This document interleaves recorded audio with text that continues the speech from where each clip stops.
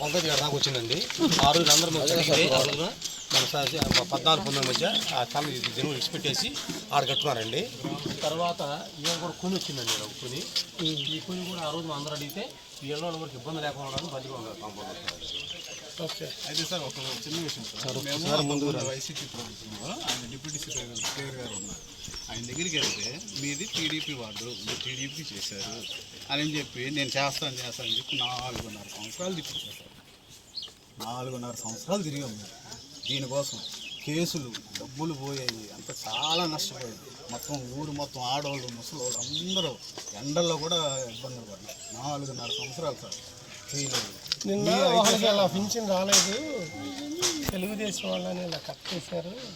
వైసీపీలో చేరితే మీకు పింఛన్ ఇస్తామని వాళ్ళు తెలియజేస్తే అన్నం తింటున్నారా గడ్డి తింటున్నారా అని మాట్లాడితే నోటికి ఏదొస్తే అది మాట్లాడుతున్నారు అని నేను అన్నాడు.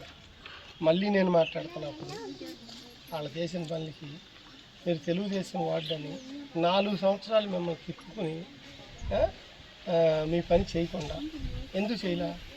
తెలుగుదేశం అని చేయకుండా ఒక ప్రజాప్రతినిధి ఉండకూడదు. మన వైసీపీ వాళ్ళు వస్తే మనం చేస్తున్నాం.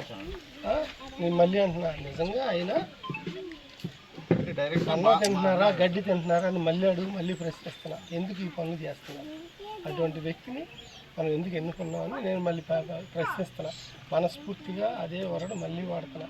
అన్నం తింటున్నారా, మీ విషయంలో గడ్డి తింటున్నారా అని. అందులో ఏమి వెనక్కి తగ్గేది ఏం లేదు. అందుకని ఆ గత పాలకుల గురించి అనవసరం. ఇప్పుడు ఏం చేయాలి, దీనికి